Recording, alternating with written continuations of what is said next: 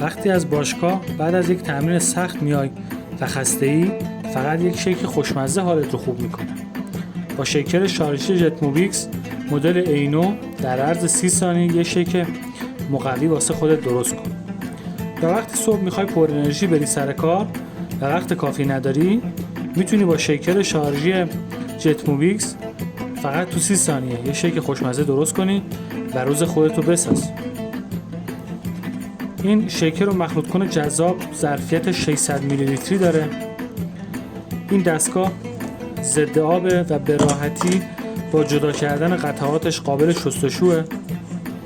با هر بار شارژ کامل تا 20 بار میتونید از این مخلوط کن استفاده کنید. دو رنگ جذاب مشکی و سفید داره و میتونید برای ثبت سفارش کپشن رو بخونید.